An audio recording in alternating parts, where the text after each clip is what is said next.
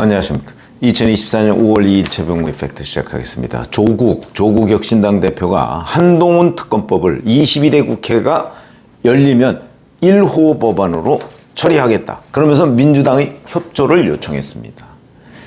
자, 그러면 한동훈 특검법, 민주당이 협조하겠다고는 하지만 꼭 1호 법안이다 이렇게 얘기는 안 했습니다. 아마 진짜 협조를 하게 될지 약간은 미적거리는 모양새인데 왜 미적거릴까요? 민주당은 자칫 잘못하면 한동훈 키워주기 그 결과를 초래할 수 있다는 것 때문에 미적거리는 걸로 그렇게 지금 알려져 있습니다. 그럼 왜 이게 민주당의 판단이 옳으냐 아니면 조국의 판단이 옳으냐? 조국 대표가 이렇게 얘기하는 거는 의도가 뻔해 보입니다. 2019년 그 한동훈 그 전 위원장이 대검 반부패 강력부장이었거든요. 이때 조국 사태에 대한 수사 지휘를 했습니다. 그러니까 나 수사했던 것처럼 너도 한번 수사 받아봐. 이래서 이제 괴롭히겠다. 내지는 이런 관련한 의혹 중에 단 한 개라도 만약에 사실로 밝혀지면 그러면 너도 깨끗하지 못한 사람이 어디다 대고 나를 수사해서 이렇게 여기까지 오게 했느냐? 이래서 이제 내로남불 모드로 역공을 취하려는 의도. 그게 뻔히 보이는 거죠. 자, 그러면 조국의 의도는 성공할 수 있을 것인가? 이런 부분이 이제 우리 궁금증입니다. 자, 그래서 이걸 봤더니 지금 조국 대표가 얘기하는 한동훈 특검법의 주요 내용은 세 가지입니다. 첫 번째가 고발사주. 이거 잘 아시다시피 2020년 4월 총선을 앞두고 그 유시민 당시 노무현재단의 이사장 등 그 당시에는 여권이죠. 여권 인사를 고발하도록 당시 그 야당에 시켰다. 이래서 이제 고발사주 의혹. 이런 거죠. 여기에 이제 한동훈 위원장도 당시에 반부패 강력부장으로서 무슨 검사들 있는 단톡방에 거기에 가입해서 뭘 어쩌고 이런 내용들입니다. 그런데 그 당시 공수처가 이걸 이제 민주당의 고발로 수사를 시작해서요.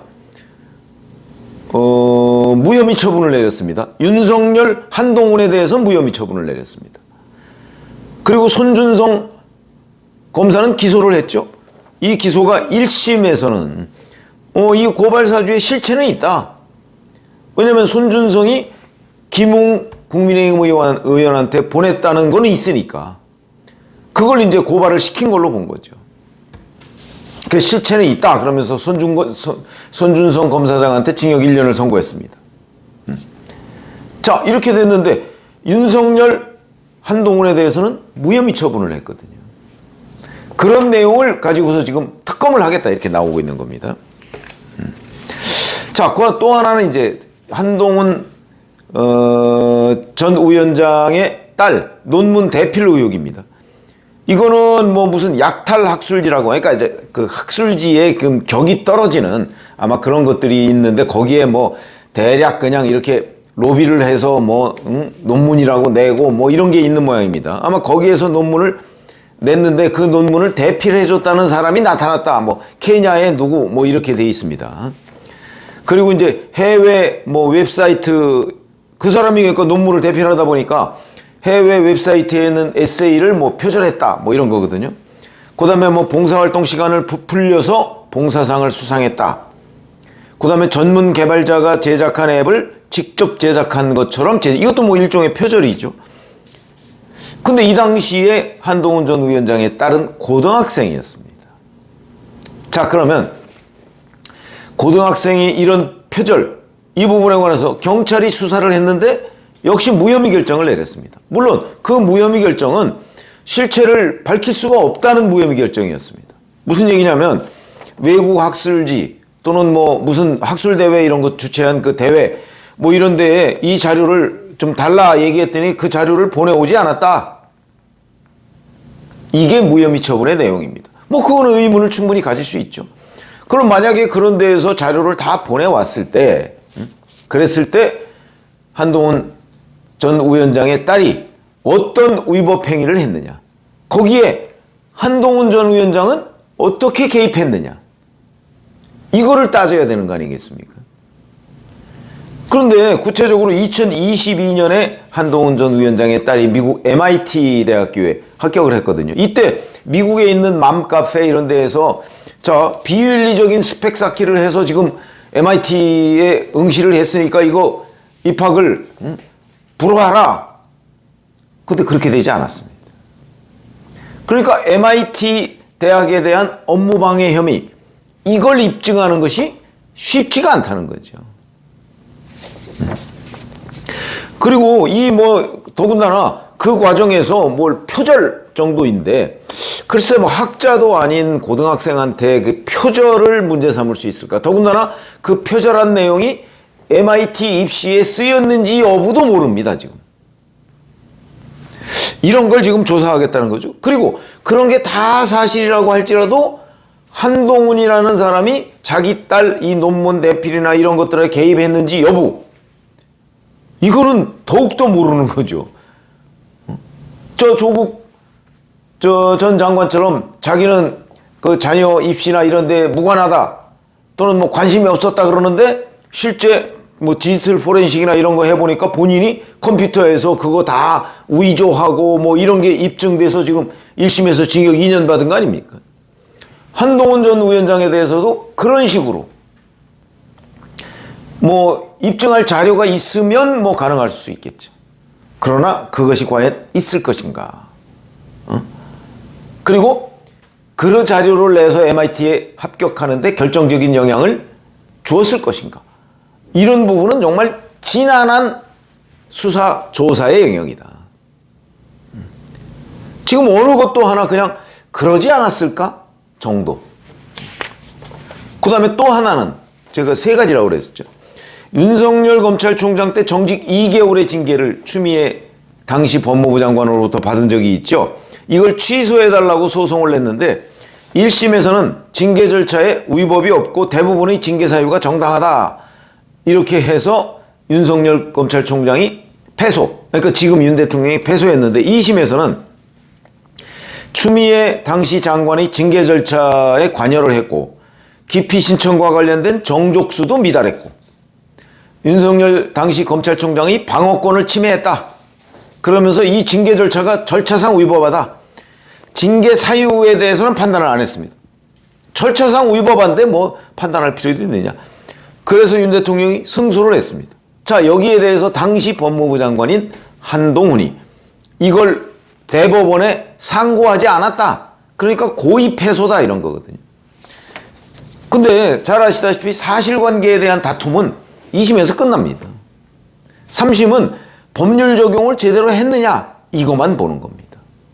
근데 한동훈 전 장관이 고의적으로 상고를 포기했다, 그걸 어떻게 입증을 하죠?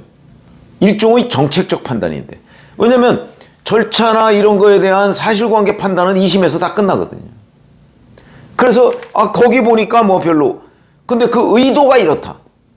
법원은 글쎄 의도까지를 보지는 않죠. 자, 이런 점을 보면 이 특검법이 국회에서 통과를 했을 경우에 보나마나 한 수사 2개월 또는 3개월, 그리고 한 번에 한해서 연장 그러면 한 달 연장이나 어쩌고 하면 4개월, 길으면 6개월 이렇게 될 가능성이 높은데, 그 사이에 결론을 낼 수가 있을까? 저는 결론 내기 어렵다고 봅니다.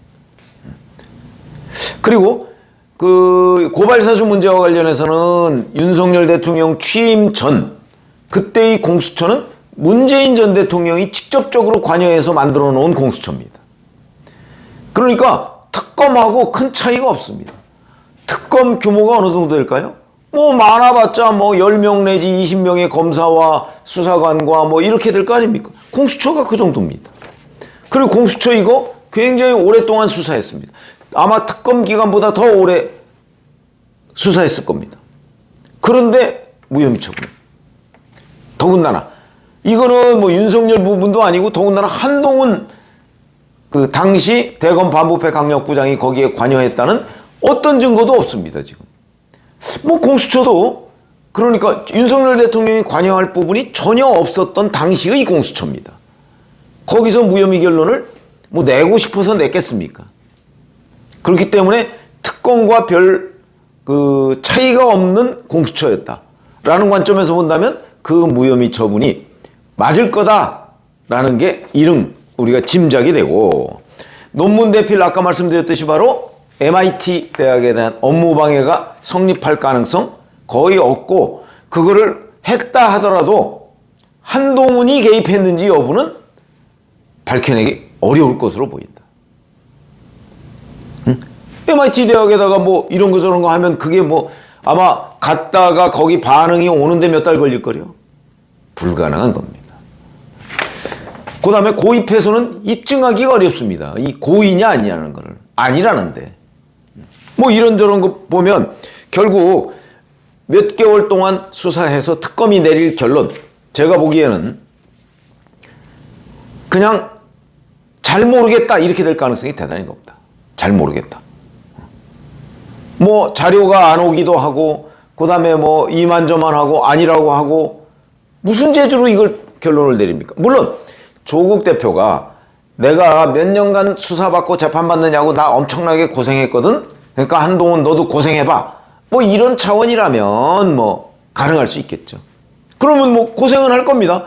이제 특검에 불려다니고 뭐 저 자료 준비하고 이래야 되니까 뭐 그런 차원이라면 오케이 될 텐데, 그게 아니고 정말 한동훈 전 비대위원장을 뭔가 그 이런 그 어떤 법률 위반, 위법 행위로 엮어 넣으려고 했을 때 그거는 성공하지 못할 가능성이 제가 보기엔 거의 100%. 제가 뭐 제 자신 혼자 그냥 판단한 게 아니고 법조계 사람들한테 물어보면 이걸 입증할 능력 또는 아니 사실 자체가 없을 가능성도 대단히 높기 때문에, 더군다나 그 당시에 뭐 한동훈 전 위원장 측은 이런 자료들을 입시에 활용하지 않았다고 지금 얘기를 하고 있거든요.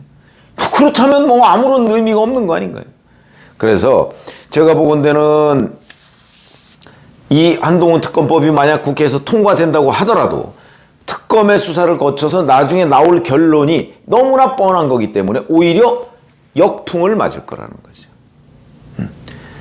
아니 저렇게 결국은 처음부터 별로 의미가 없는 특검이었는데, 특검 깜도 안 되는데 그걸 가지고 나라 돈을 수십억 써가지고 결국 잘 모르겠어 이거 아니냐. 그럴 경우에 조국 대표, 물론 조국 대표가 그때는 뭐 감옥에 있을 가능성도 대단히 높습니다만은 어찌됐든 간에 그때 조국 대표는 뭐라고 이 부분에 관해서 얘기를 할 것인가? 할 말이 없겠죠? 이렇게 되면 그래서 제가 역설이라고 하는 겁니다. 한동훈 특검법으로 이제 한동훈 전 위원장한테 뭔가 위법 행위로 좀 잡아놓거나 아니면 망신을 주려고 했는데 오히려 망신은 그걸 추진했던 쪽에서 당하게 생겼다. 왜? 특검이 결론을 못 내리거나 아니면 무혐의 결론을 내릴 수밖에 없는 상황. 지금 법조계 사람들이 대부분 다 그렇게 얘기를 하고 있습니다. 응? 이게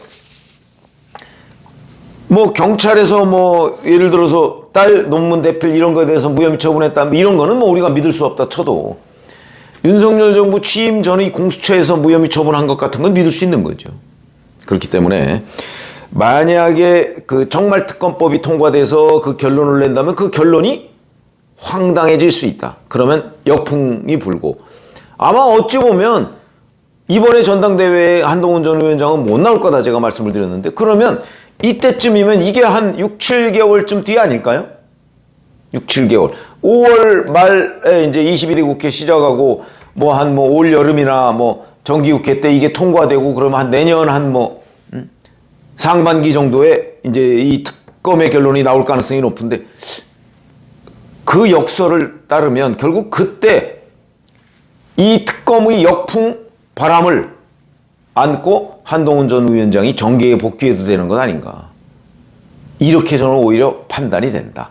그래서 저는 민주당이 지금 이 한동훈 특검법을 뭐 협조하겠다고 말은 그렇게 하지만 바로 이런 제가 얘기한 이런 점 때문에 아마 그냥 협조하겠다고 말만 하면서 계속 미적미적하고 시간을 끌 가능성도 대단히 높다고 봅니다.